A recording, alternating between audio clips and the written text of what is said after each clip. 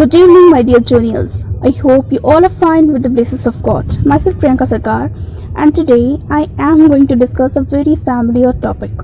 And the familiar topic is, आप में से कितने लोग हैं जिनके साथ जिनके ग्रैंड पेरेंट्स रहते हैं? अभी का जो समय है, लोग इतने एडवांस होने के चक्कर में इतने ही बेवकूफ़ हो चुके हैं कि ऐसे बहुत सारी फैमिलीज़ हैं जहाँ पर ग्रैंड पेरेंट्स रहते ही नहीं हैं, जहाँ पे ग्रैंड पेरेंट्स को कुछ लोग गांव पे छोड़ देते हैं, वो टाउन में शिफ्ट हो जाते हैं, कुछ अनाथ आश्रम में छोड़ देते हैं। अगर आप लोगों में से ऐसा कोई है जिनके ग्रैंड पेरेंट्स जिनके साथ नहीं रहते हैं, मतलब they are in this world, वो जीवित हैं लेकिन साथ नहीं है, तो आई वुड मस्ट से आप लोग बहुत अनलकी हैं।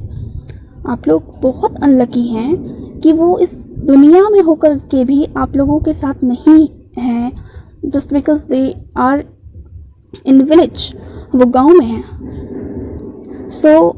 इंटेंशन सिर्फ इतना ही है कि उनके बूढ़े वक्त पे उनका साथ देना सबसे बड़ा कर्म है, इसीलिए उन्हें अकेले विलेज पे या अनाथ आश्रम पे प्लीज़ मत छोड़िए।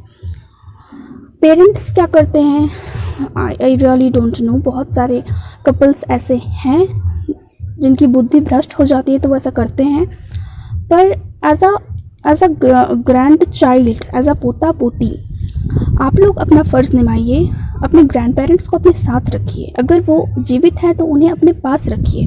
हाँ, वो गांव पे रहना चाहेंगे ही, क्योंकि वो ज़्यादा सेटल्ड रहते हैं वहीं पे, उन लोगों को आदत होती है, पर उन लोगों को समझाइए और अपने साथ टाउन में शिफ्ट करवाइए। क्योंकि घर में कितने भी माँ बाप का साथ क्यों ना हो, घर ग्रैंड पेरेंट्स के अलावा बहुत अधूरा रहता है। जैसे माँ बाप का डांट ज़रूरी है, वैसे दादा दादी जी का प्यार भी ज़रूरी है।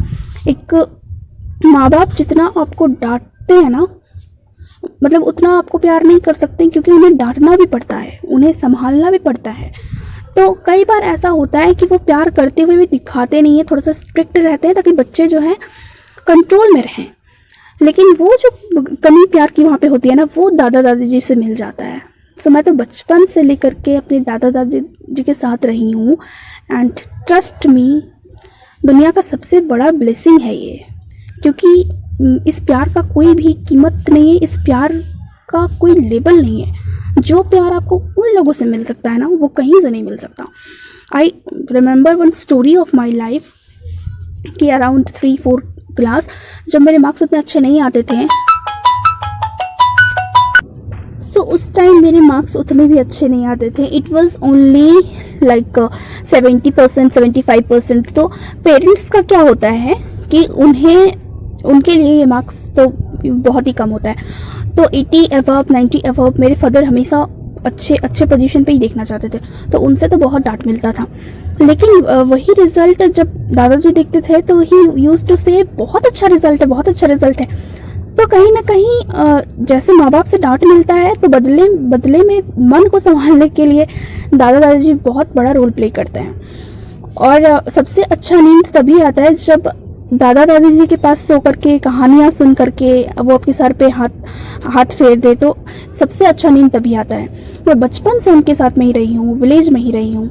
मेरे फादर हमेशा मतलब चाहते थे कि हम लोग अच्छे एजुकेशन में रहें, लेकिन पेरेंट्स को ऐसे, मतलब मेरे दादाजी और दादी जी को यहाँ रख के कहीं बाहर सेटल्ड होकर के कभी नहीं। उन्होंने हमेशा चाहा कि विलेज में रह कर के पढ़ना पड़े तो वहीं से अच्छे से पढ़ेंगे, लेकिन दादा दादी जी को छोड़ करके कहीं नहीं जाएंगे। तो इस वजह से हम लोग, यही एक रीज़न था, हम लोग कभी विलेज से दूर जा ही नहीं पाए। मतलब ऐसे विलेज से कहीं टाउन में सेटल नहीं हो पाए, कहीं बाहर जा कर के पापा सेटल नहीं हो पाए। लेकिन भगवान की कृपा से उनके साथ रह करके, विलेज में रह करके ही बहुत सारी लाइफ के ऑब्स्टैकल्स को फेस करके आज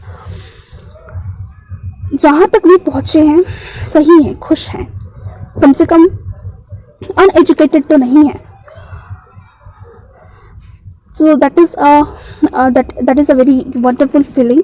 बट दादाजी तो 10 साल पहले ही जा चुके हैं, और अभी एक महीना भी शायद नहीं हुआ, दादी जी इज़ ऑल्सो नो मोर। सो अब जो है ये बहुत बड़ा लॉस है लाइफ का, बहुत कमी खल रही है, क्योंकि कभी उन लोगों के बिना बाहर जाकर के रहे ही नहीं। हम हॉस्टल गए थे तो उस टाइम बस रहते, बट मेरे पेरेंट्स कभी नहीं। सो इसी वजह से कुछ पेरेंट्स गलती करते हैं, तो आप लोग उन गलतियों को सुधारिए। अपने ग्रैंड पेरेंट्स को अपने आप से दूर मत रखिए, क्योंकि उनके साथ रहने का एक अलग ही मज़ा है। आप रह करके देखिए, आपको बहुत ब्लेस्ड महसूस होगा। बस यही एक मैसेज था यूथ के लिए, जो एडवांस है ऐसे दिखाते हैं, but they are not advance, because family को अलग रख करके, फैमिली को बांट करके कभी एडवांस लाइफ जिया नहीं जा सकता।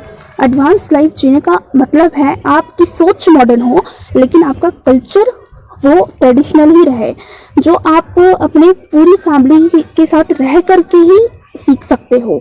जिस फैमिली में आपके पेरेंट्स ही रहेंगे, आपके दादाजी, आपकी दादी माँ भी रहेंगी, एंड एक जॉइंट फैमिली रहेगा, ना कि nuclear family. Thank you everyone, and I hope मैंने आप लोगों को अच्छा मैसेज दिया, जिससे परिवार टूटने से बच सके, है ना। So stay blessed, stay focused to your goal, and thank you.